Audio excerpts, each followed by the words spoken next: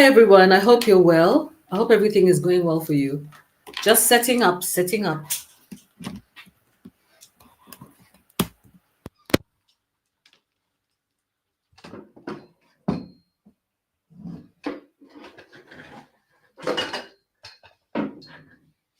Somebody should come up with an invention. Let me see here. Somebody should come up with an invention so that we no longer need all these wires and microphones and stuff, We are at that point where we really should not be using these big fat gadgets anymore at all. But because they are more reliable, we decide to use them. Hope you can hear me, guys. Hope you're well. Thank you very much for joining us. Inviting you to watch our show tonight on Kenyan politics. We started a little bit earlier. We decided to be starting around 8:30 Kenyan time, just because we want to make sure that many Kenyans can participate, and also, apologies, my phone is ringing. Yeah, many Kenyans can participate and find their way into our show before they fall asleep, literally. So today is Monday, the 10th of March, and it looks like I forgot to say Happy International Women's Day on Saturday. What does International Women's Day mean to you guys? What does it mean to you? For me, the International Women's Day just means a day to remember the contributions of all the women in the world to humanity, and also to remember that women hold a special place in most societies and are valued people. And I thank God that I'm a woman, despite the fact that many women have also undergone a lot of many challenges, such as abuse, such as neglect, overwork, overburdening. If I think about women in my village, for example, I remember my grandma carrying heavy loads on her back. I remember her having to go to the stream as a little girl. I remember her as a grandmother, obviously having to have undergone genital female circumcision. And then imagining that she also lost many children in childbirth. And this story was repeated throughout all the villages. Most villages, women, out of the children that you saw, maybe many women had between 6 and above children. They probably had already lost the same number of children, or at least 2 or 3 children during childbirth, if they survived the childbirth itself. And when they did survive the childbirth, many of them were left with many other complications. So when I think about International Women's Day, I remember my grandmother, and I'm sure you also do, you guys. You remember the special women in your lives who contributed a lot to make you who you are, who gave up a lot for you to be there where you are. That is if you are fortunate.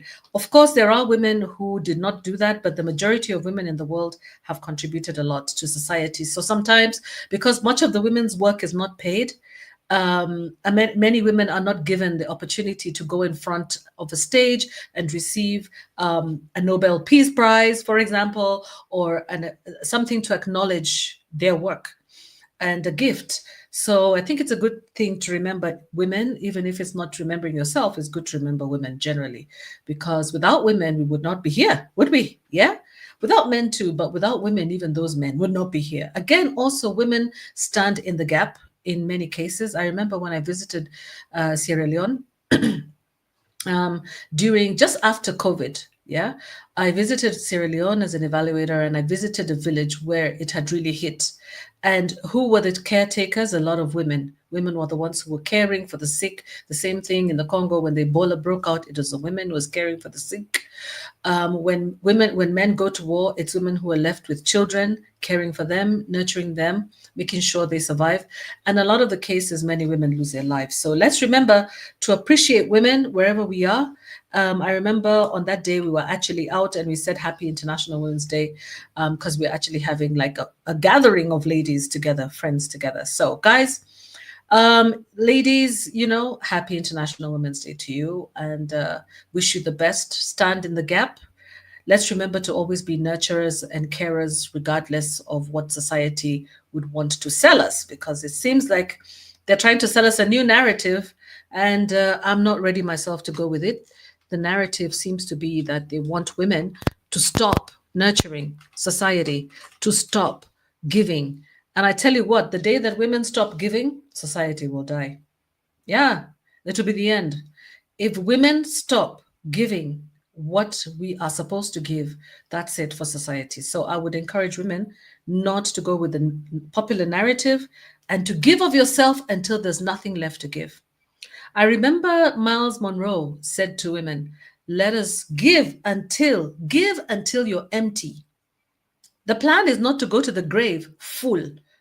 The plan is to go when you have nothing left to give, not even energy. Yeah. So whatever people are trying to sell outside there is just a big joke. Now, if you want to join our live stream, let me invite you. Let me send you the link. Apologies, I did not give you the link. Whoops. Let me give you the link here. Sorry, so that you can join us in the StreamYard. I'm waiting for Susan. She's going to join us soon. Hopefully she has electricity today. And today we're talking about Raila-Ruto politics. We're talking about Kenyan politics and we're asking, what does it mean for Kenya? Now, you know what? I don't know where we're going to be, you guys. I mean, don't get put off just because you're not Kenyan. Just listen, maybe participate, ask questions. They could even be relevant. They might not be relevant. Just ask any questions. It could be about Women's Day. It could be about how you're feeling. It could be just about, the economy. It could be about anything. Talk about. In our show, we are free. It's only that we have a main topic going, and that tends to be the discussion that we have, but you're free to ask questions anytime, guys, anytime. We really have been happy that you have been supporting us, and we will continue to give you quality viewing for your time. So Raila and Ruto are buddies. What does that mean? All of a sudden, this is just amazing. That's the last thing I would have actually have expected to happen. I was not expecting this at all. And at some point, I really want to share. I want to share with you my screen so that you can see what's happening. Yeah, these are two ends of the horse. This is supposed to have been a 2-horse race, and now the 2 horses are merging together. Yeah. And the rest of Kenyans are watching and wondering what next. Yeah. So let me present my screen for you. Let me share something with you. Ruto appoints Raila as the new Prime Cabinet Secretary. Let me share that. Listen to this. The other very important position, and that is the position of the Prime Cabinet Secretary. And I have appointed my brother into that office. He will chair and coordinate national government legislative agenda across all ministries and state departments in consultation with and for transmission to the party coalition leadership in both National Assembly and the Senate.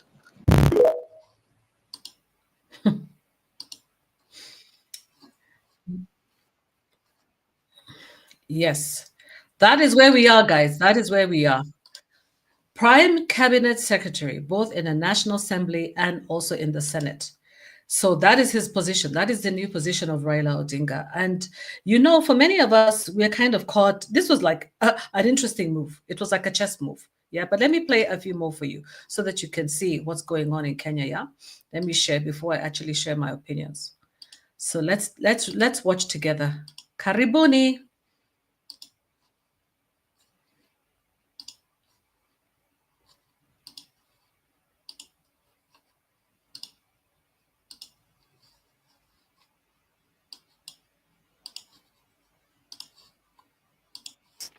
Nimesikia Kindiki amefanyiwa madharau, hata hajaongea. 50-50 mkate nusu. So anytime soon we are going to have cabinet reshuffle and principal secretaries reshuffle. Now, ladies and gentlemen, Kenyans, we are on our own. We are banking on anyone who is against Kasongo. Gen Zs, you are our hope. Please, those millions of you, put your vote together. Please take IDs. We need to send both of these very shameless, careless, selfish leaders home. Anyway, Ruto is good for you. Hakuna matata. Handshake to God, you expect. Umefanya official, hiyo ni sawa. No problem. lakini hakuna dawa itakuokoa wewe na shida yetu. Wewe hata ukiweka handshake na watu 50, nyinyi wote mnahesabiwa kama mtu mmoja. You're not adding any number. The only mathematics you're doing is subtraction. It is okay. Continue. We will deal with you. No problem. The only mathematics you're doing is subtraction. We're going to send you all home. That is what the Kenyans are saying. Some Kenyans are saying that, and quite a few of them as well. And this is also what happened. Let me just share with you what's been going on, because, you know, I would agree with that. I would agree with that, because basically Kenyans are not happy. I don't really think overall Kenyans are happy. And I'll be adding Susan to the stage pretty soon. Let me just present something else.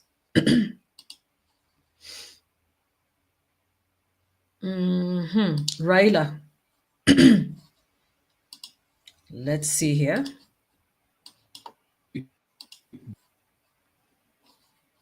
I'm bringing you the views of flock together. When you see Raila now moving around with birds of a feather, flock together.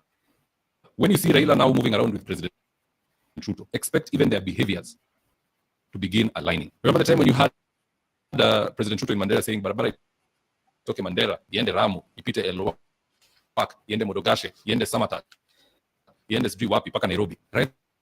Raila is now also on that frequency. Just listening to this.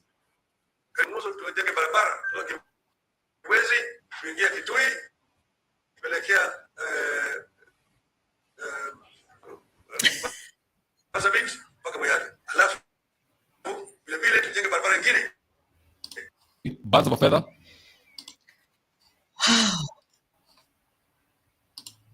Isn't that surprising to listen to Raila speak exactly the same way Ruto was speaking about the road network being built? Wow. Talking about a puppet, that's a proper puppet now. You know, it's unbelievable. Let me invite Susan to the screen. Karibu, Susan. Hello, everybody. The sound's a bit muffled on the videos, though. We can't hear them very well. Oh, I see. Yeah, it's a bit, yeah, at least the two videos you've just played, they're a bit... muffled. They're not very clear. Not very clear. Maybe has anybody else commented on that on the platform? Yeah, you guys let me know if you cannot hear, yeah? Unless it's Susan herself and her KPLC No, issues. But anyway, thank you, Susan. It's okay.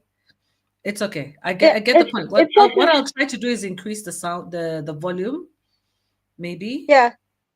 It's disrupted. Maybe. It's like distorted sound. Not it's very distorted. Clear. That's what I said. Yeah. Interesting. Okay. Thank you for letting me know. Thank you very much.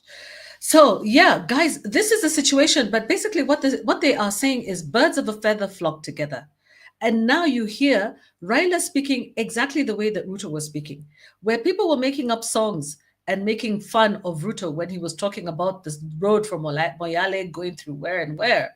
Now, Raila is doing the same thing now. And he's even stammering and speaking. You wonder to yourself, are these guys robots or are they humans?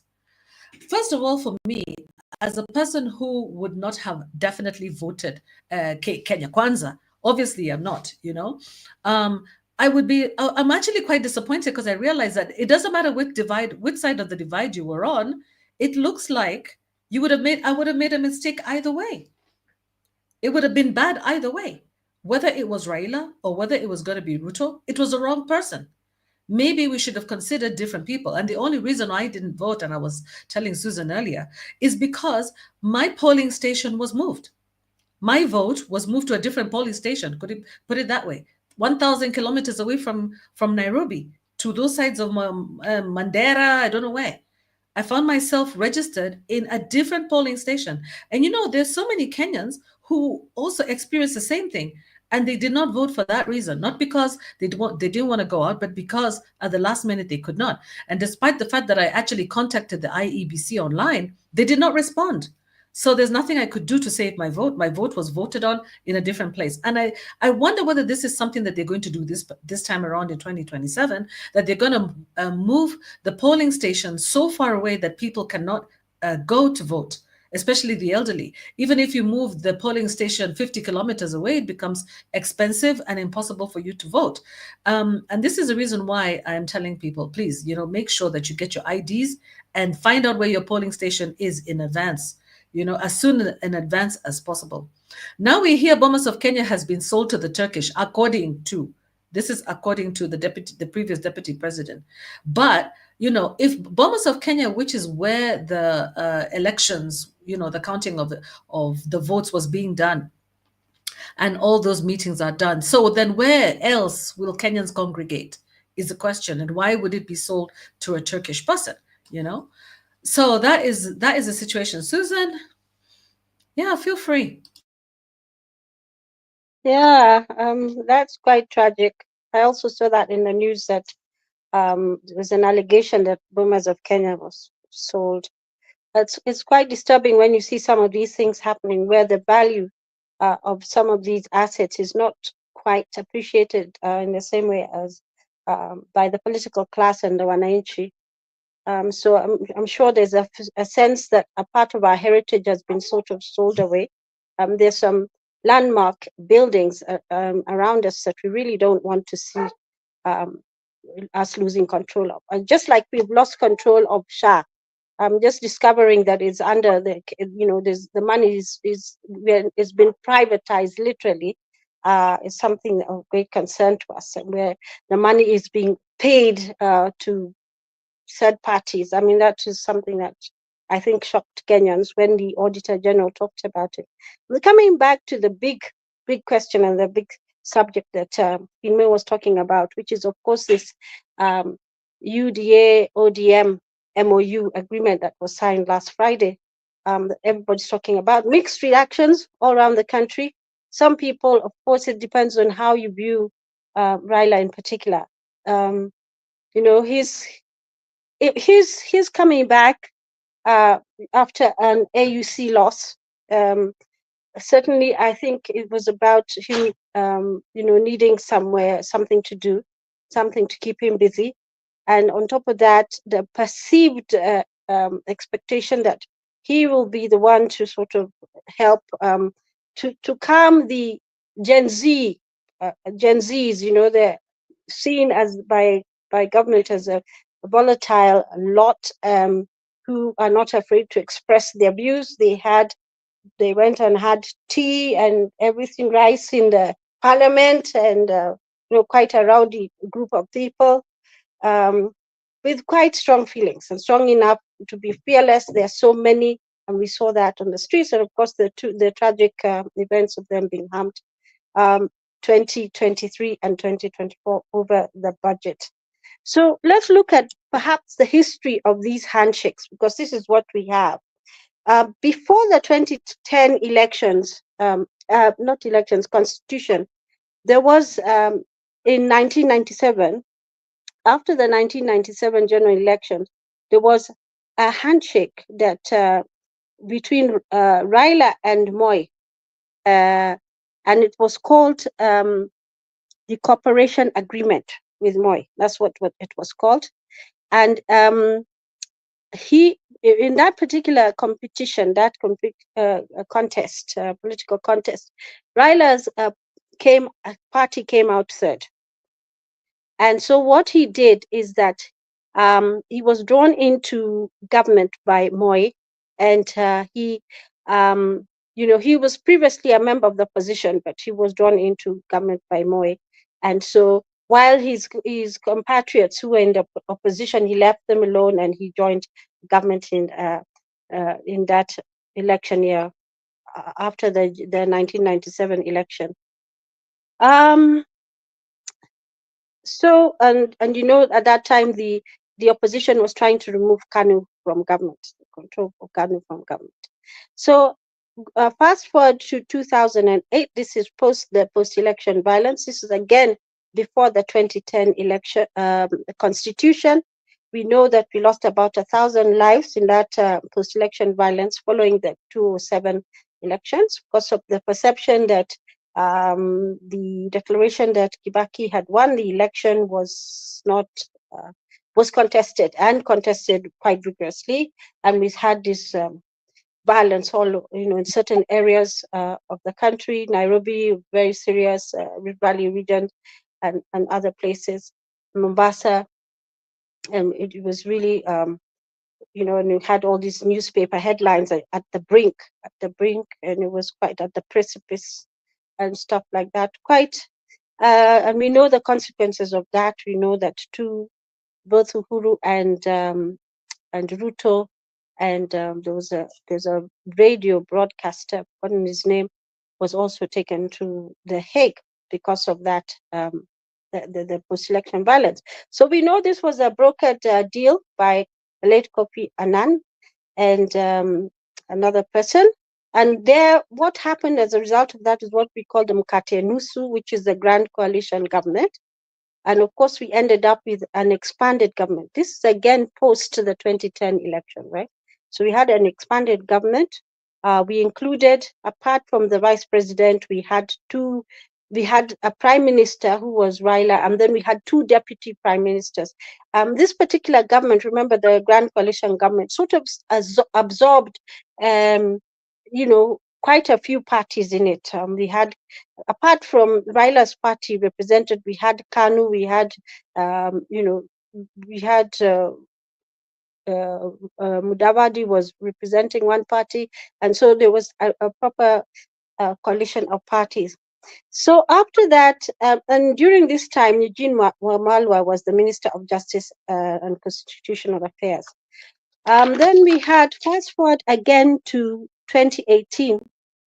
Actually, there was a period in 2015 that has been talked about when Eugene Wamalwa was given a CS post, and I think a few other people from the party were brought into government. Because remember, there was the purge. There was some list of shame of corrupt individuals, and they were, they had to leave government. They had to step down. So Eugene Wamalwa was appointed on July 9th, on 9th of July 2015, and he at that time was I think the leader of New Ford Kenya. But the interesting thing about this particular thing is that Eugene Wamalwa was very pro supporting Uhuru, because even before when Uhuru was launching the National Party, the National Alliance as it was called, TNA at that time, he was one of the people who said, I see a young man like me, and is there anything? I don't see anything wrong with him being the president of this nation, vying to be the president of this nation. So he was quite supportive of Uhuru. Fast forward to now the situation in 2018, which is the second term of Uhuru, where we have now the handshake government that was between the Jubilee Party and NASA. And remember, after the 2013 elections, it was Jubilee versus CORD. And now after the election of 2017, it was Jubilee Party and NASA. So now the handshake, that's what it was called, the handshake government between Jubilee Party and NASA. The initial denial was that it was a political formation. They said it was just some sort of agreement. And then, of course, later on we saw them with the BBI, which was the Building Bridges Initiative, which was an attempt really to expand government so that there'd be power sharing. There'd be power sharing. And of course, we know this was rejected. It was rejected by the courts, allegations that it was an unconstitutional document. Not allegations, the court said it was unconstitutional. So we know following that, there was the formation of the Azimio coalition. That's when it was birthed, under the chairmanship of Uhuru, and with Raila being the 2022 presidential candidate for Azimio. And that's where we are now. He was the presidential candidate for Azimio. We know after he did not win that seat. And of course, there was petition to challenge that position, and the opposition lost. He lost that petition. After that, we had Ruto supporting Raila's bid to be the AUC chairperson.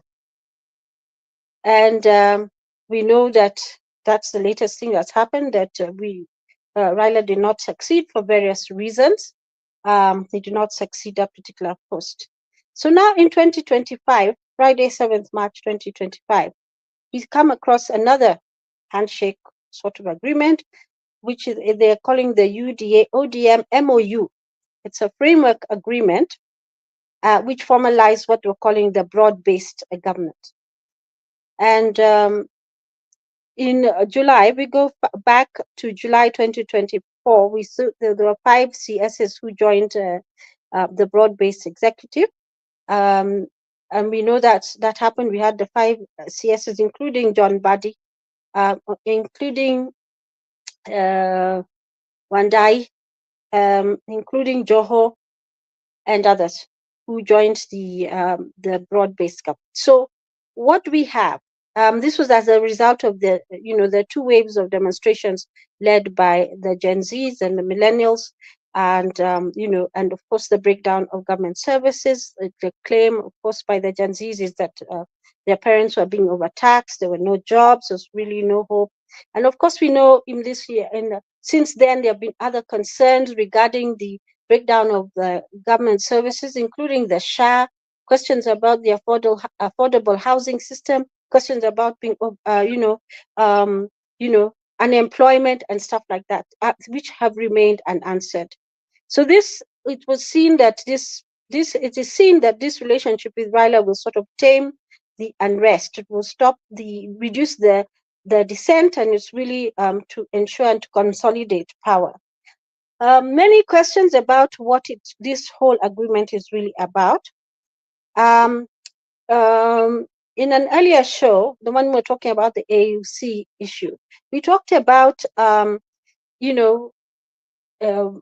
Ruto being very interested in securing power or authority, power, consolidating votes in Raila strongholds. So he was quite happy for Raila to be at the African Union so he could try to consolidate his position here. Because this is as a result of, it's an attempt to plug the 3.5 to 4 million voters that he has stirred up a bit from the Mount Kenya region following the outset of the former deputy president Rigathi Gachagua. So he's been doing a lot of campaigns in the Nyanza. Let's talk about the provinces: former Nyanza province, Western and Northeastern province. Actually, we did see in one of the earlier shows, we looked at where he has been since last year, and we saw that mostly the coastal regions, he's been to Nyanza, to Western and to Northeastern provinces, and he has only gone to two constituencies in the former Central Province. So we can see where his attention is already on the campaign trail. So when we look at the whole situation, we've got some reactions to this whole disagreement, and it has a 10-point deal, and it says the first one is fully implement the National Dialogue Committee report. We talked about the contents of that. Some of them, at least the ones that really come to the fore in this whole deal, is the full implementation of this NADCO. NADCO really talks about the establishment of the office of the Prime Minister and also of the official opposition. They also wanted to extend the sitting period of the senators to 7 years. Of course, the 7 years extension was rejected as it was unconstitutional, so that part of the report was rejected completely. The issue of the Prime Minister and the official appointment of an official leader of the official opposition, again, also quite unconstitutional requirements. Again, they're going against what the constitution that the Kenyan people passed after a lot of struggle We wanted a presidential system. Now they're trying to change the constitution by bringing and creating and embedding these offices into the constitution. This is not what the Kenyan people have asked for. The only way to change the constitution is to do it the right way. This is not what they're trying to do. They're trying to, form these sort of agreements. They're trying to impose agreements which are unconstitutional on the Kenyan people. We know the effect of not respecting the rule of law. And interestingly, in their conversation, when they launched this MOU, when they talked about it, was the respect for the rule of law. But we can see that's a problem. If you don't want to follow the constitution, then you're also not respecting the rule of law. Issues like inclusivity in all spheres. The question was asked, exactly how would that be implemented? In fact, one comment from an opposition politician was that these 10 points read literally like they just pluck things out of the Constitution of Kenya, particularly from 2 to 10. Inclusivity in all spheres. We know that is contained in the Constitution. Strengthening devolution. We know that is contained in the Constitution. Safeguard the livelihoods of young people. We know that is in the Constitution, although perhaps not directly in those words, but there is, taking care of the youth. Then there's leadership and integrity. There's a whole chapter on that in the Constitution. Right to peaceful assembly. We know that is a right under our Bill of Rights in the Constitution. Audit national debt and check borrowing. Again, that's a requirement in the Constitution. Intensify fight against corruption. We know that that this goes against our national values, so it is contained in the Constitution. It's actually one of the things that would bar somebody from being a leader in this country. Corruption. The other one is stop wastage and promote government efficiency. We know that's in the Constitution too. Protect sovereignty of the people, respect rule of law, and safeguard rights. We know that is in the Constitution. So really, there's nothing new that is being expressed in these 10 points that were raised. So some reactions really. There's a Professor Naituli who said he's a professor in leadership and management, and he said that Ruto was at his weakest following the Gen Z protests, and he was exposed badly by the Gen Zs, showing that he needs Raila to buttress him. We know that Raila has that, he draws a lot of loyalty from a large constituency of Kenyans, and it is total loyalty. They really believe in his ability really to bring things around, to calm things down, they feel secure. In fact, I remember reading some of the comments when he lost the AUC chair. They were talking about, oh, come back home, we need you here, we're happy you lost the seat there, come back home, things are not good here. So there's this constituency of Kenyans who really believe is able to change things. And then there's Dr. Nduru who said that Raila and Ruto need each other for their political survival. And he states this: alliances are formed based on interests. And if Raila did not need Ruto, he would not have joined the broad-based government. Don't forget, they're in this MOU, they are saying it's not a coalition. Yeah, they're saying it's not a coalition they've entered to. And there's a reason for that, which we'll discuss a bit later. Then the Uriri MP says, despite bitter rivalry, the partnership reminds us that the country remains greater than all of us. That's his comment. Speaker of Homa Bay County, Bunge la Wenye Inchi, Walter Pio says, this is about self-interest by the two leaders.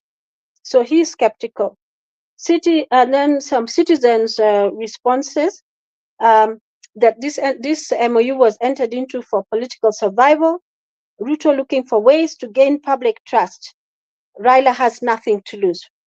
I don't agree with him on that last point. I agree with the person who has said that there's no way Raila would have entered into this if there was nothing to gain from it. There was something he was gaining from it, and he had negotiated very easily, additional posts. Posts even in the House committees. He has negotiated for additional chairmanship posts for his party members. And meanwhile, don't forget, he's still not accepting. ODM are not accepting that this is a coalition, right? Some other Wananchi said it's good. It will unite Kenya. It's an opportunity to address the wrongs of the Kenya Kwanza administration. For example, SHA. It provides a good working environment, an opportunity to improve the economy, much needed stability, reduce tensions, and create a more peaceful political environment. Unity of purpose. These are just some comments that I picked up from, just scanning the news. On the other side, the cons, those who were against the meeting, said it diminished the role of opposition. Who checks the excesses of power? And again, this is why the people who are saying this is contrary to the constitution are saying that this really is not it's actually rubbishing the very reason why we should go to the polls. The very reason why we should go and stand for all those hours in the polls, if they're going to come and completely water down the work of the official opposition. The question that many Kenyans are asking, so who is the official opposition? We have seen what is happening in parliament. We've seen that there's executive capture of parliament. We saw immediately after the election, when they counted and they saw that the Kenya Kwanza did not have enough, were not the majority in parliament. They went and got into arrangements with other parties and were able to pull enough people so they would have majority members in parliament. Of course, we know there's a case pending in court about which is the majority party and which is the minority party. So, that is they showed their hand. The Kenya Kwanza government, in my view, showed their hand very early on that they were not averse to manipulating situations in their favor. This might be a political gimmick or the way politicians operate, but we saw earlier on there's that issue that we need to pay attention to. And so they wanted to make sure that it could control what was happening in government. Of course, if they have the majority in parliament, if they have the majority, they also certain seats, and the reason why it's so important to establish which is the majority house and which is not the majority house, which is the majority party and which is the minority party, is about who sits, who heads the various house committees in parliament. So there are certain committees that are headed by the majority side, and then there are certain which are fewer, and those are the oversight ones that are headed by the minority side. So what we're finding, and this is why one of the reasons why people are opposed to this agreement, is that ODM is both in the majority, benefiting as being with the majority, and still maintaining its position as the minority leaders in parliament. So it's both in both sides. So the minority leaders in both houses are from the Azimio side, right? So there's from the Azimio coalition parties. And meanwhile, ODM's people we have 5 CSs from ODM, right? They have been, the ODM has been given the chairmanship of the committees that were held by let me use this word, by Kenya Kwanza MPs or parliamentarians who do not agree with what they can see happening in Kenya Kwanza. So, and most of these guys are the people associated with the former deputy President Rigathi Gachagua. So now they've been unseated from those, and the people who are sitting now in those committees, which are usually held by majority members of the people from the majority members of parliament, are now being occupied by ODM, which is still in the same space, the minority. So I don't know whether you can see the absurdity of what is happening in that situation. So they literally, the opposition has lost its voice. It is not functioning at all. It's not able to function. And something we need to pay attention to, because I was listening to a debate, and a very heated one, earlier on Citizen, and they were saying no, but each parliamentarian has a duty to, to stand, to have a mind of their own, and to stand and to oversight. It is not about there being a minority party which is supposed to oversight the majority. But what have we seen happening? What have we seen happening? We've seen laws which are being passed which are obviously not correct laws. We've seen them removing impeaching a deputy president in the fastest possible way, in complete collusion with one another. There's no deception about that. Passing all types of laws. We've seen them, even the Auditor General's report, when she submitted it there in Parliament, their reaction was to get angry and not about the right things. They got angry. They felt like because the report was an indictment on what was happening to the funds that had been provided to do things, to the way SHA. We found out that SHA is not owned by Kenyans. It is, the money is going into some escrow account, and some other people are benefiting from it. It's not owned by the government. There are individuals who are in charge of that. Issues, other issues like what they were calling confidential expenditure. Confidential expenditure, you can't even ask anything. So it cannot be, the Auditor General does not know where that money happened, because where that money was utilized, because it was is marked as confidential expenditure.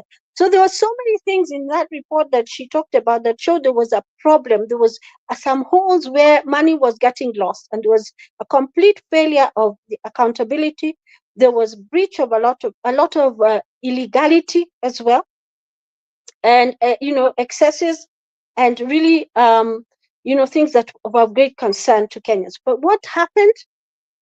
Instead of, we know that if the opposition was doing its job, it would really, really, really have pushed governments to come and pushed for resolutions that were going to show something's going to happen, that will come up with something that's going to help the Wananchi, to insist that SHA works properly, to speak for the voice of to speak for the Wananchi, to insist that all these institutions where there's no accountability or transparency, and yet they're taking this money under what they're calling the confidential budget lines, that does not happen anymore. That money, that Wananchi's money, the taxes they're collecting, is not getting stolen.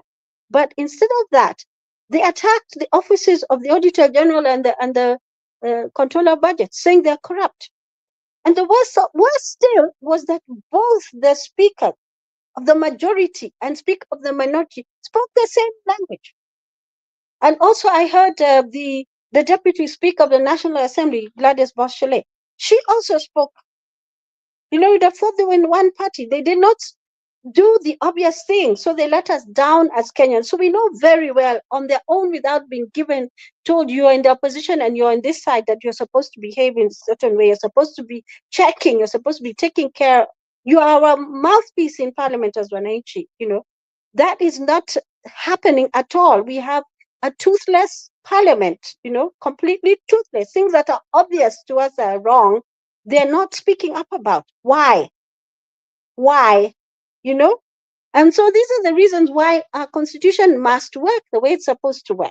So they're suggesting that anybody can stand up and oppose this and that. You'll be literally de-whipped, or whatever it is. You'll be treated, you can even be censured by the other people, because you're not singing the song, you're not towing the line. So like you see, the people who are perceived to be Gachagwa's cronies in Parliament, they've literally been blacklisted. They're not even getting information about parliamentary group meetings. I heard one of them saying that. So the other thing is, because of this, the accountability structures are affected. There's doubts about the durability of the agreement. The political deals fail to address the real issues affecting Kenyans, which is true. This is a political agreement. This is about 2027. Similar deals have not led to any change. So historically, that has not happened. But it's about the political class consolidating together, securing their position without really caring about the wananchi. So the 10 points that I talked about are deemed to be a red herring. There's no intention of fulfilling them. These are just broad outlines. They can't even, in the next 3 years, we don't know how much of that they'll do. Then it's a pact, it's an abdication from the constitution, an abdication from the oath of office that each of those MPs took, that even the president took. They found a way to just agree with one another so as to make sure that the constituencies that these people represent are quieted. But when it comes to people being hungry, that statement, there's a thin line between a hungry man and an angry man. Anybody who's read The Grapes of Wrath knows about that, by John Steinbeck, knows about that line. And then there's the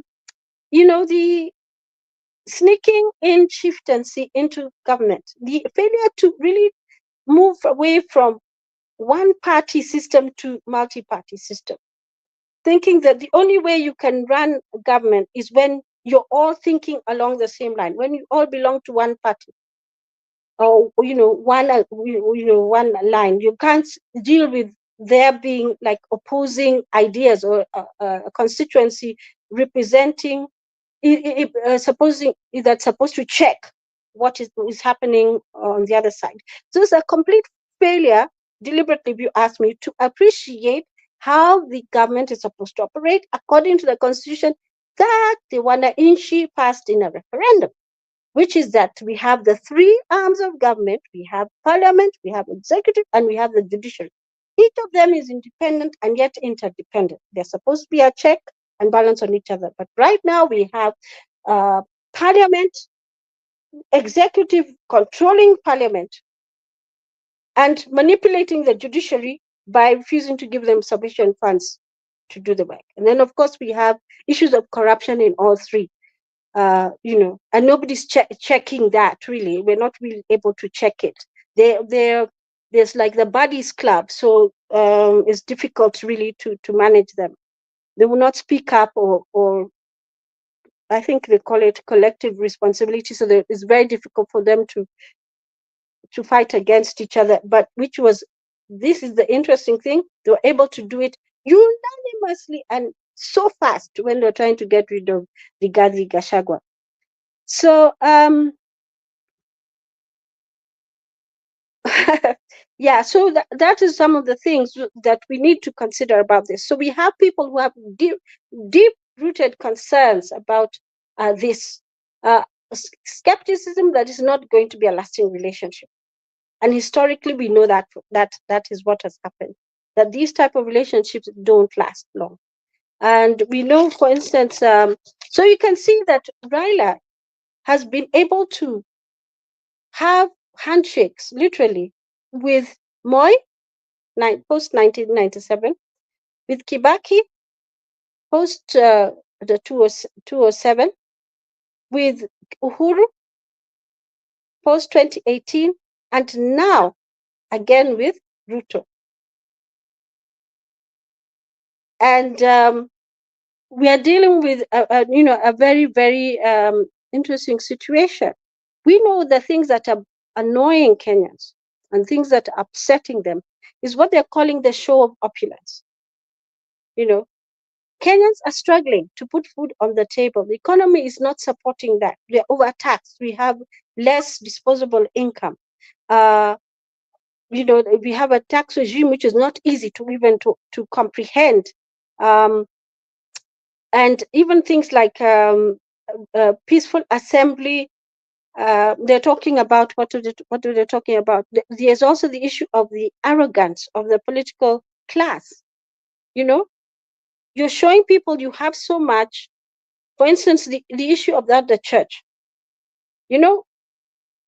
Ruto himself had said that that will not happen anymore. People will not be using the pulpit. They will not go to church and give donations like that. But who is doing it now? It is him. And he's showing, he's giving 20 million, he's giving the 20 million.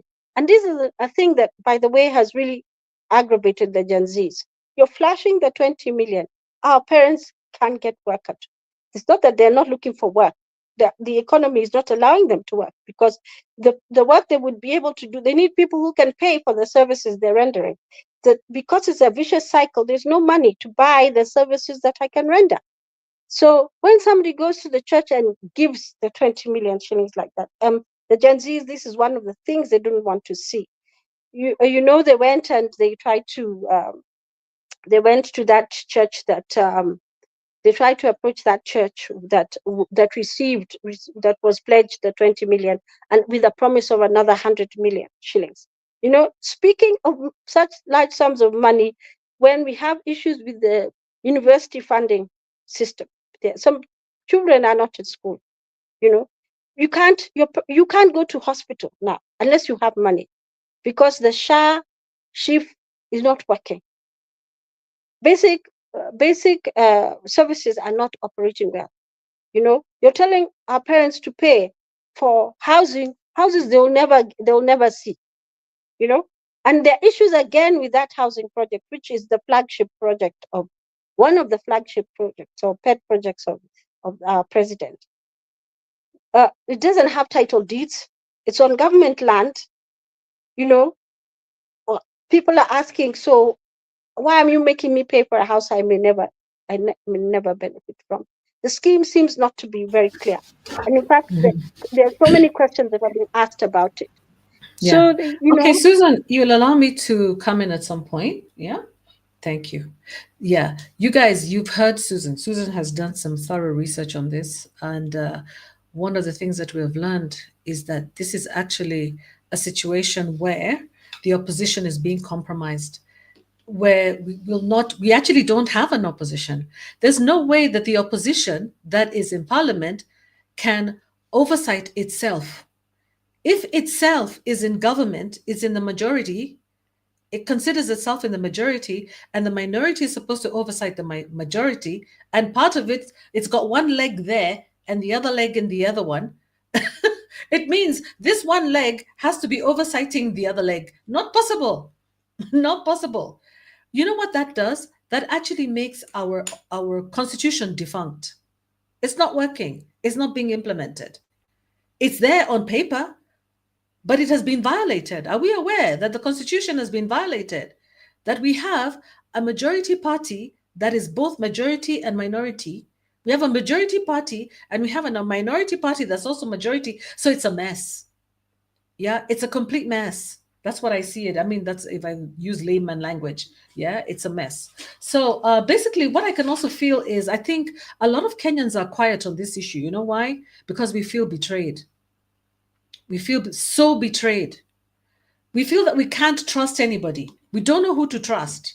A lot of Kenyans don't know whether they should go with Raila or whether they should now go with Ruto or just dump both, And the reason that they feel betrayed is because Raila actually, through his through his Azimio party, he was running against Kenya Kwanza and claimed to have won the election. And now he's in bed with the same people that he said stole his election. So there's some sort of lack of transparency, lack of honesty, dishonesty being seen there. And a lot of people don't want to associate themselves with people who are just opportunists. He's being seen as somebody who will just take advantage of a situation that presents itself, in whichever way. And now what's going to happen is that, you see, by disorganizing the opposition in this way, Ruto's party now has actually positioned itself for winning the general election in 2027. Once you have a disorganized opposition, that is perfect ground.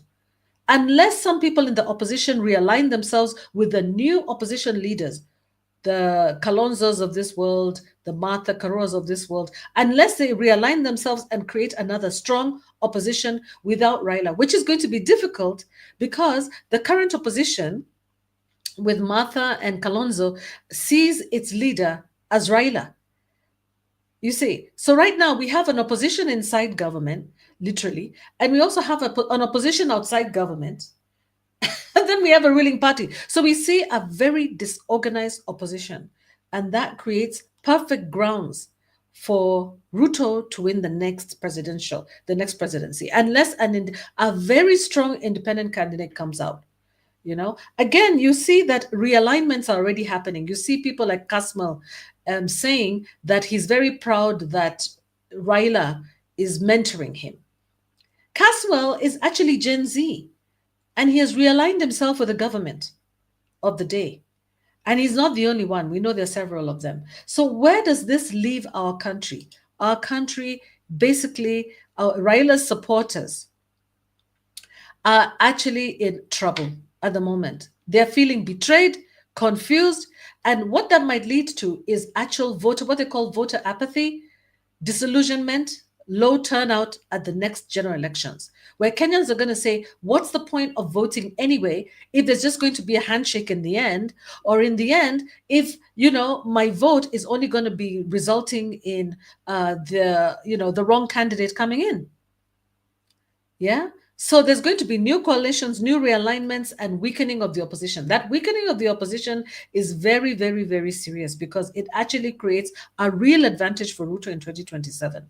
That disorganization. And I don't understand why the opposition cannot actually see that this is exactly what's required. And the Kenyans feeling betrayed and upset already will reduce the chances that they will actually show up at the ballot box. Like Susan was saying, what's the point of even showing up at the ballot? What's the point of voting? Apart from the fact that it's so difficult, you wake up early in the morning, it's also risky, you don't know whether you're going to be safe going and coming back, you don't know what's going to happen at the polling station, and on top of that, in the end, they're all just going to shake hands and everybody will be in government at the same time. I wonder to myself how many coalition governments we actually have. They say that they're not a coalition, but what is this? This is a coalition. It is. It's a handshake. It's a handshake saying we're going to work together, opposition and mainstream. We are going to work in the same way and we are going to report to one another. And it's not saying like we're going to work alongside each other. We're saying we're going to integrate. It's an integration. It's an immersion. They're immersed. Yeah, they're immersed. So there's no way to extract them. So now let's just agree, you guys, that Azimio and Kenya Kwanza, or it's not so say Azimio, it's ODM now, because Azimio is different because Martha Karua removed herself with her party. So now it would be ODM and UDA and Kenya Kwanza are together. That's one party. And that's the way I look at it as a Kenyan now, that's one party, ODM and UDA, that's one. And now we need a new opposition. We need a new opposition. And the question is, who is going to emerge as the new opposition? And we should look at a new opposition that is outside of government now, that is on this side, not part of the minority, not the minority party, but outside, completely outside of the government. And this is the only way that Kenyans can win this election, the next election going forward. And again, you see, if the UDA and Kenya Kwanza are together, it means that the issuance of IDs might actually take time. It might be difficult for young people to get IDs because they're aware of this weakness that they have created or this opportunity that they've created. They're going to win. They know that if they win the next election, they'll be hand in hand together in government. So what is there to lose? They have nothing to lose. Raila has nothing to lose. Neither does Ruto. They both have everything to win if they stay together and stick together. So I do not foresee a situation where ODM will actually, expound itself, remove itself from government. These people are going to eat. This is the time that they're going to eat. It's our turn to eat. This is when they're going to eat and get full. And the rest of the citizens have been moved. We've been like overlooked. The rest of us have been overlooked. They don't care whether you have food. Susan is talking about, people don't have food to eat. People don't have school fees. That's your problem. You can't afford healthcare. That's your problem. As long as I'm in government and I'm assured of my position, the next one, they don't seem to care. These people don't care, guys. So I think it's up to us as citizens to look at this with a very critical eye and say to ourselves, do we want to be part of this or do we not? Because these people are enmeshed. They are enmeshed, kabisa. They're mixed up together. Wako ndani. So I don't foresee a situation where what it means in Kenyan politics is that we need a new opposition. To me, that's how I see it. We absolutely need a brand new opposition. Talking about realignments, we need not only realignments, we actually need a new opposition, one that is made up of completely different people, those who are not in government. If you want to, unless of course you're a supporter of the current government, if you are a supporter of the government right now, you're actually one step up, you're 10 steps up. Now, for those people who do not agree with the politics of the day, if one is going to actually go and form a new opposition, it means that everybody has to come together to form that new opposition and to support that new opposition and to identify the players in the new opposition and make sure that there's absolutely no link. They are clear cut as night and day from the current government. There should be nobody who is represented in government who is outside here in this opposition out here. Yeah, and that's the new opposition that will win the next election if Kenyans all band together to support that new opposition. Otherwise, it's just going to be business as usual. Nothing will be unique. That's my view anyway. Susan. Yeah, for sure. The shifting of power dynamics, that's definitely in play here. Just consider the effect of when they talk about full implementation of the NADCO report. Like I said earlier, one of the things is the office of the Prime Minister. We know who will take that office. What happens to the Deputy President? And that's a constitutional office. What happens to his work? It'll be watered down. By the way, the Deputy President has been sidelined. So has Musalia Mudavadi. What was his role? He has been sidelined. Yeah. Yeah, prime cabinet secretary. The new opposition. But we don't want anybody who's in government, man. The idea is completely new faces.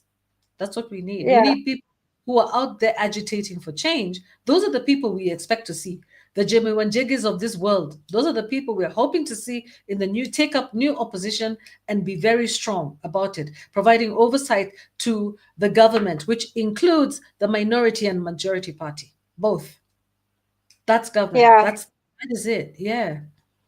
No, I'm just talking about the trying to embed this sort of agreement into our constitution. I mean, the two are not going to work well because the Deputy President's office, which is constitutional, will be completely watered down. This something else that they established, which is an administrative post, is the Prime Cabinet Secretary. That's not in the Constitution. That's something that a way that the executive was chosen to work. And then, of course, we're talking about the emerging opposition. And like Queen Mo says, the importance of getting a very, very strong leader. You might have to go back to the NAC position. Do you remember when all the opposition parties got together? And that was the way Moi was removed through the ballot, not through fighting, but through the ballot. And of course, we have PLP, which has recently rebranded under Martha Karua, calling it the Purple Rose Party. And then, of course, we have the ex-deputy president and his maneuverings. We're not sure. I think he had also said he's going to launch a party. We're expecting to see what to hear. Then there's Wiper, which is under Kalonzo Musyoka. There's also one I heard, I think it's called Muluka, something like that. He was talking about mobilizing the Gen Zs so that they have their own party and that they'll be able to move things. In fact, he said things exactly. If the Gen Zs came together, minus Caswell, then that would be a real opposition force, a major one. Yeah. Yeah. So they need to get, like you said, they need to get their papers right. They need to go and register as voters. Absolutely have to vote. Yeah, get their IDs together. And everybody needs to check. When you're told to go and check to see whether you've been registered and where you're voting, you need to check. You need to make sure you use those apps and you use every opportunity to confirm that you're voting where you expect to be voting and stuff like that. So you have time to change things, so you don't end up in a place you cannot reach in within a day, and you can't reach by the voting day because it's so far away. Exactly. Yeah. Let me share something here, Susan, before you continue. Let's just to break the, the chat. Let's share something here. Let's remind ourselves of what these politicians said before they decided on this handshake. What did they say before? I hope that you can hear it. Hold Hawa on. watu hakuna kitu wanataka. Hii ni watu wanapanga tu mambo ya nusu mkate, sijui wanatafuta handshake. Mimi nataka niwaambie mapema mchana, my friends, sahau mambo ya handshake.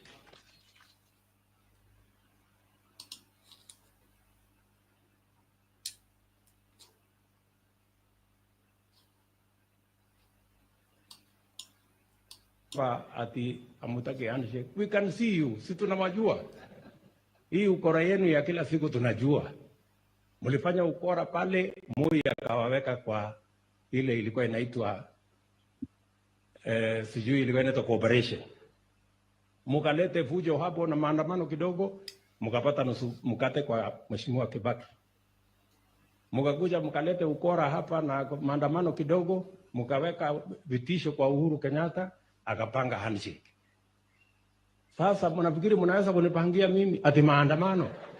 Ati mupate chochote kutoka kwangu? You are dreaming.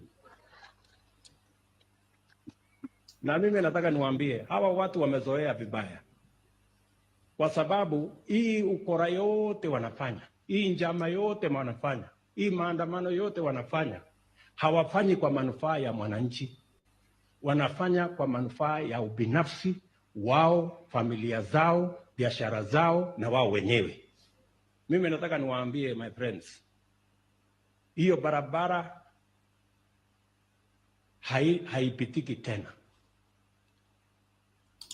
Hawa watu hakuna. I hope you heard that in Swahili. The president was saying that what is ukora now? I'm looking for the ukora. This mischief, could we say, lightly stated, yeah? This business, this mischief of, asking for a handshake. We know about it. He mentioned exactly what Susan said, that Raila went for the handshake, caused a lot of fracas in the country through Mandamano, through protests, and then got a handshake from Moi, and then did the same thing, got a handshake from Kibaki, the same thing. Uhuru then had to organize a handshake, and now, he thinks he's going to get a handshake from him.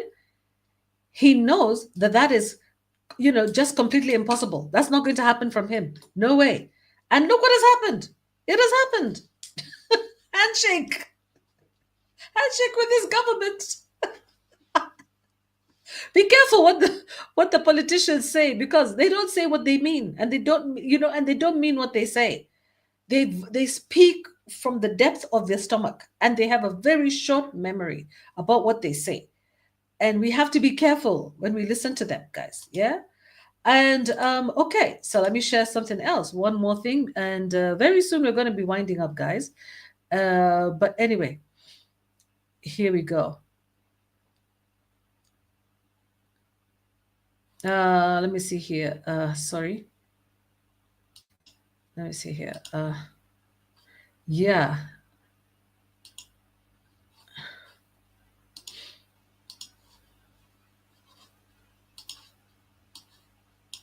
Sorry, guys. Sorry. Apologies. Mimi nawauliza watu hapa Nairobi, munasema tuungane ama tutengane?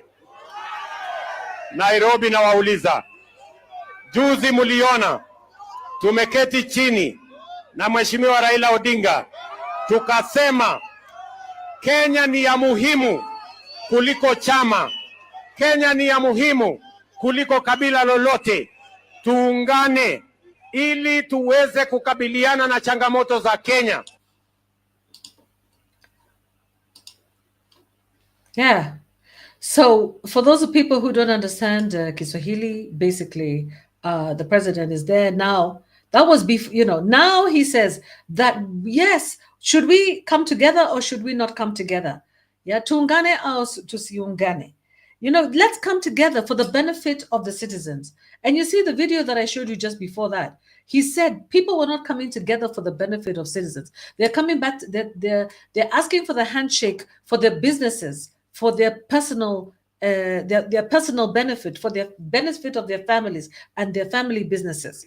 And now he says, no, we have to come together because it's going to be for the benefit of the Wananchi, the benefit of the people. So this is the kind of thing that we should always go back and listen to.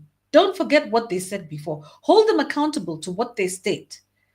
And when politicians speak, they should know that the internet never forgets. It's unfortunate. This is not the day of Moi, by the way. Now we have the internet. We can go back and check and see what you said 3 years ago, 2 years ago, and come back and check again whether you're the same person this time.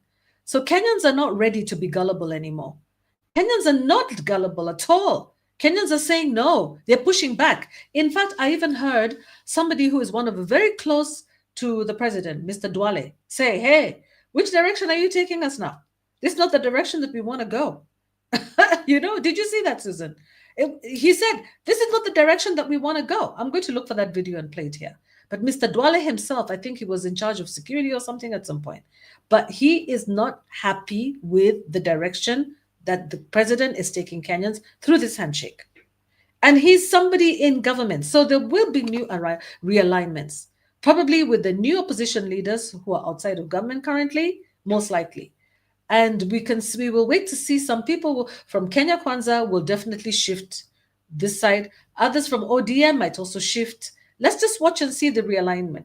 As much as we know that there will definitely be a cabinet shakeup or something happening like that, there'll definitely be some new realignments going on.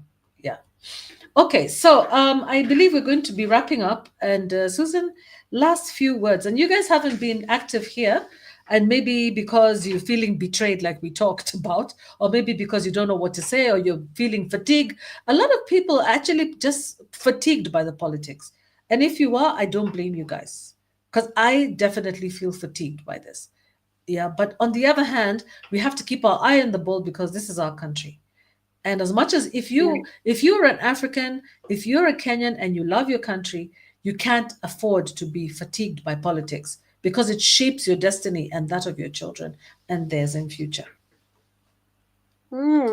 Indeed.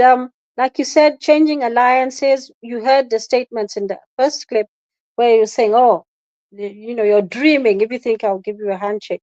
But, looking back, the history of Raila and Ruto, they went from allies. Don't forget that both Ruto and Raila were in ODM. And Raila was his party leader in ODM. To enemies in 2018, where Raila orchestrated the removal of Ruto because of a maize scandal. Remember, there was a problem with there was a maize scandal that he was implicated, and then oh yes, that's true. Yes, yeah, they didn't agree. And Ruto was Minister for Agriculture, was he? Or yeah, environment. They disagreed, terribly. They never saw eye to eye, so they went to enemies. And now, and he was accused. And he was also accused of looting public coffers. To give donations to various places by Raila. So, and now to brothers. So some words that were exchanged. What Ruto said of Raila. He's a muganga, a leader who doesn't go to church, the lord of poverty in Kenya, riding on the plight of the poor so as to win support. Yeah, so he called him a muganga. Raila of Ruto. He's corrupt. For the benefit of those who don't know what a muganga is, for example, Fia in the comment section, he's calling him a what do you call him in South Africa? They have a name for it. The witch doctors. Sangoma. Something like that. Yeah. President Ruto, was called Raila a Sangoma, basically. That he visits the witches and the wizards and all that kind of thing. He doesn't go to church. He's not a Christian.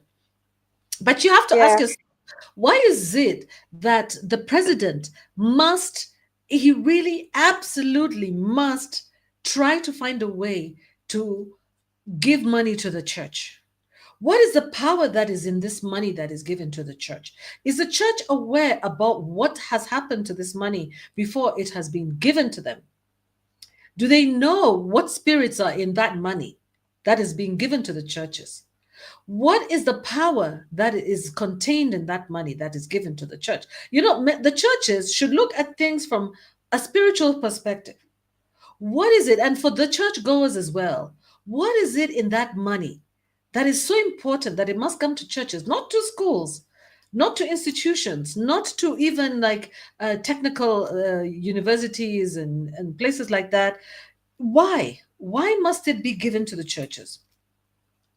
What is it that the churches have a hold on the people? Is it that the churches can indoctrinate, have the power to indoctrinate people so much that they really cannot let them go? You know, it's the politics of the US also as well, where the churches basically don't pay taxes because the government relies so much on churches. It's almost like churches are next to government. They are closer to government than the judiciary itself. It is considered so important. It's a very important controlling mechanism for the people, for the mind of the people, the church. And unfortunately, the president, and insists, he really believes that it is because of his support to the church that he won the presidency last time. So this time he's going to play the same cards. He's still going to give money to the church. And, churches should ask themselves, and we should ask ourselves, what is in this money? These envelopes, what process have they gone through before reaching the churches? Should the churches be handling this money, whether it comes in checks, transfers, whichever way it comes? Should the churches accept and handle this money? Should they? What are you bringing into your church pulpit by accepting this money? Ask yourself. Yeah, in fact, I'm not a pastor, but I'm just saying, for me, that money, where did it come from? Again, let me tell you where some of this money is coming from. Some of this money, much of this money is coming from private businesses in Kenya. Many of these politicians are actually daily visitors to many businesses in Kenya that are doing illegal business in the country, or even legal business. Actually, the silent controllers of this economy and of this country and of the presidency, you'll never see them here. You'll never see them online. You'll never see them anywhere. These are private businesses. Private businesses run by Kenyans of all backgrounds. African Kenyans, Indian Kenyans, Arab Kenyans, they're back there. And all these people, these politicians, they go to those businesses and they sit there and they demand money from these businesses. And these businesses dish out money to the politicians. This is the money that finds its way into the churches.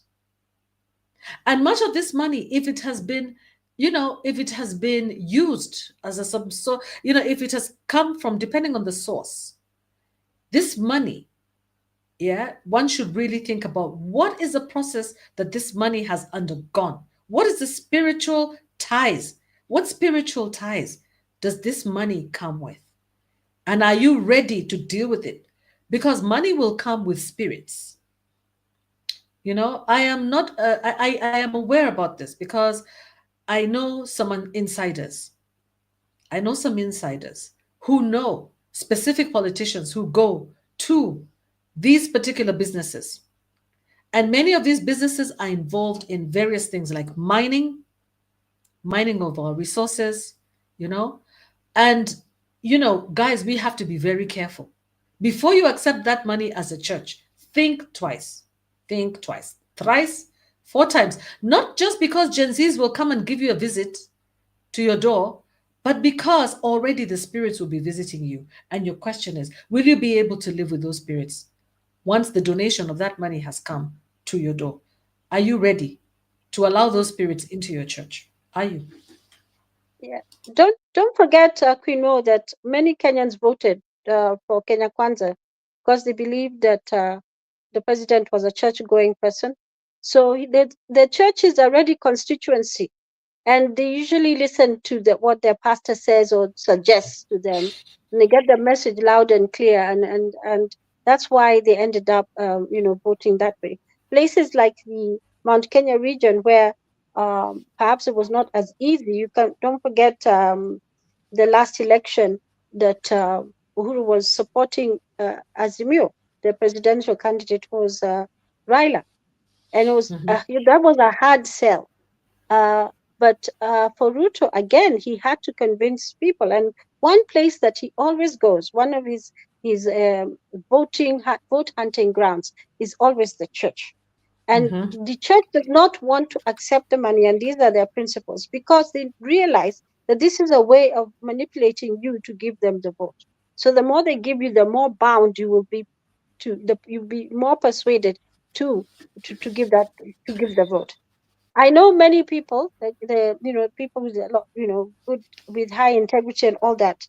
They had issues when it came to the elections, because they thought, okay, we promised that we'd have 10 years, and then Ruto would have 10 years. So they voted to keep a promise for Ruto. There's some people like that, in just having conversations with people say, no, it's not right to break your promise. We had the 10 years, and now it's the turn to have the 10 years. But of course, we know a lot of political things went on.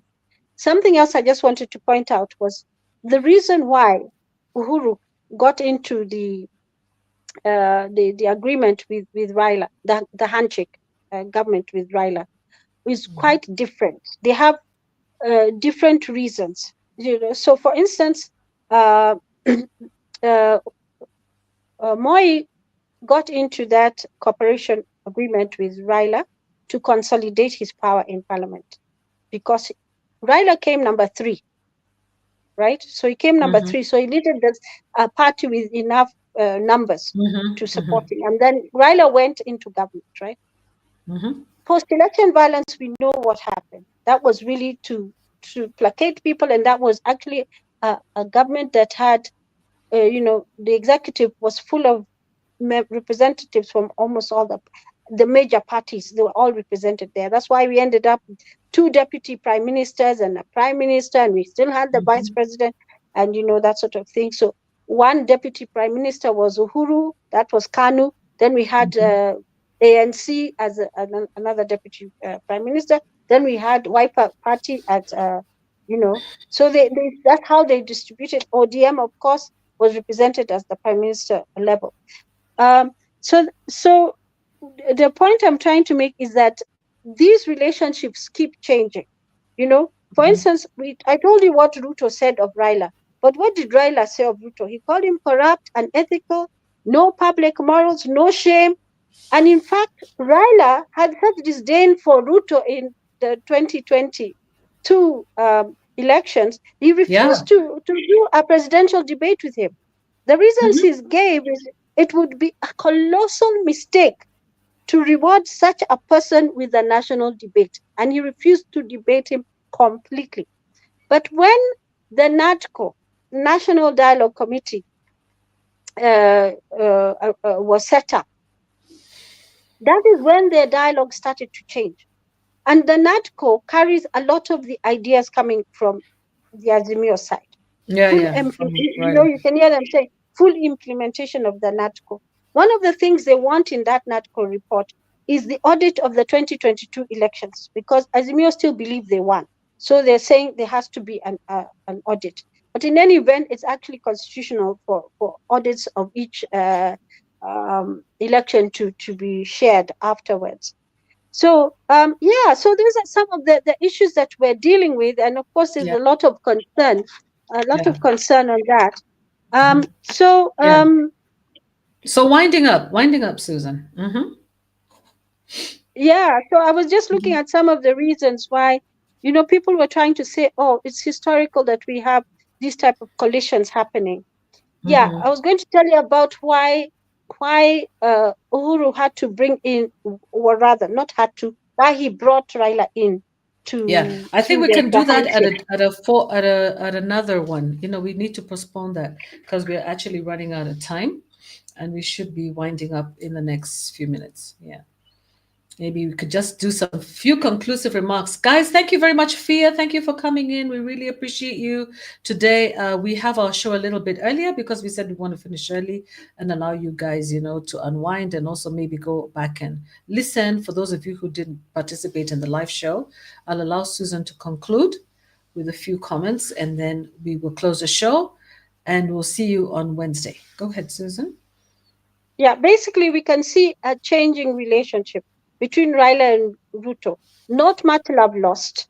Very strong words used No, on either side. I like So it that. went from fury to flattery, now they're flattering.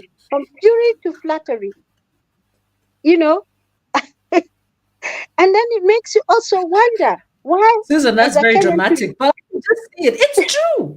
It's like a chameleon, a complete chameleon. yeah, From, a pupa to a butterfly. It's unbelievable.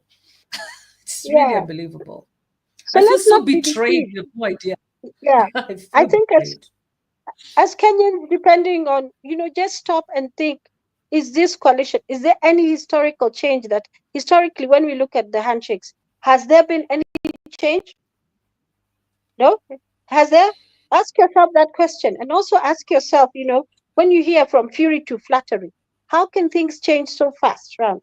Which means there's nothing that this is a transactional thing and it's not about what they're saying it's about. They're talking about it being for the purposes of unity and stuff like that. But the truth of the matter, and we know it, it's about the 2027 election. So Kenyans, we're asking you, make sure you register. Make sure you turn up at the polling station. Make sure you vote. And you vote for the right leader, because that is how you exercise your political rights. That's how you exercise your civil rights. That is how you let people know, you let the leaders know who you want in and who you want out. Let us hold these people to account. The Constitution requires even the parliamentarians we vote in, the governors we vote in, because we vote for all of them, senators, women's representatives, MCA, all of them. Let us pay attention to that. The truth of the matter is, we know when it came to the presidential voting last time, people voted for individuals mostly. And then as you went down, it was on party lines, because some people didn't even know all the people in the party. So you found people choosing maybe on party lines. This is just from discussions with people. They say, I don't even know that MCAs, but I was voting for this party, so I voted for that person. So when they try to change things post-election, it's not right, because some people did vote on party lines. And so if you move from one party to the other party, you're actually rubbishing our votes. You're actually rubbishing our votes. You need to like, who go are they that representing? They're no longer representing you. Yeah. You vote for a leader and they go and decide to to represent somebody else, not you. Yeah. It's very disturbing. Yeah. So they're calling it they're saying it's not a coalition. But if it walks like a duck, it's a duck, isn't it? So when it doesn't If it matter what walks they like a decide to duck, call it or not. quacks like a duck, Yeah. it is most likely a duck. True. And don't forget, this maneuvering started a while back. That ODM was used to remove Rigathi Gachagua. The person who brought the petition was from the ODM side. The lawyers arguing or talking the loudest in both houses were from ODM. They successfully removed. In the courtroom again, the people supporting his removal were ODM lawyers. Most of them were from ODM. So the Kenya Kwanza government needed the numbers of ODM in order to do something like that. So that type of manipulation, let us not agree to be manipulated as Kenyans. It is your right to vote for somebody of your choice after you've considered every single thing that you can about whether they're the right person or not. Historically, this type of alliances have not brought change. They've just consolidated the power of that particular of the party that's brought in the handshake in that position, and it's so that they'll be able to obtain an objective they want. The other thing is Raila and Ruto. They didn't get together for nothing. Each of them has something they're taking away from the situation. Right now, we have we don't have an opposition in terms of a voice in parliament who will speak strongly and be a check on excesses of executive or wrong decisions by parliament itself. The ODM party is standing, its foot, like Queen Mo said, is in parliament. It is standing in both majority, it's holding positions that are normally held by majority members as the chair, and then at the same time refusing to relinquish its position as the minority leader. So my question to you as I leave is, we are waiting for an appeal on who is the majority party and who's the minority party. Will it change anything? If, for instance, the court says, yeah, the majority party is Azimio, and minority party is Kenya Kwanza. Kenya Kwanza. Will it change anything? Will it really change anything? Well, they're both in government. So, no, I don't think so. No. Mm-mm. Okay. Thank you so much, Susan. And thank you, everybody, for listening. We saw you guys out there. We see a few of you listening in there. I can see the eyes, even if you're not participating. Thank you so much. Remember to thumbs up our video. And listen to it. For those of you who were not part of the live stream, you're welcome to listen to the recording. And yeah, share your perspectives. Thank you very much for those people who shared the perspectives on the show that we had previously on Sunday, actually. And was it on Sunday? Yeah. No, on Sunday. I really appreciate that, when we're talking about debt and people in debt. And apparently there was one comment in there that was very, very useful and said that when it comes to debt, it's really a choice of whether you're going to take it from private sector, government, or Shylocks.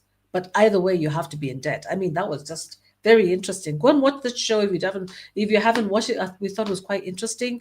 And let's see if we can have our show again on Wednesday. Hopefully this time I will not fail you. And we'll come on with our geopolitics show or continue with Kenyan politics, just depending on the situation. Okay, thank you very much and have a good evening. Thank you so much, Susan, our lawyer. We learned a lot from Susan, everybody. Just remember to thumbs up and support Susan, support me. And see you when we see you. See you on Wednesday. Cheers. Good night. Goodbye. Have a good day. Bye-bye.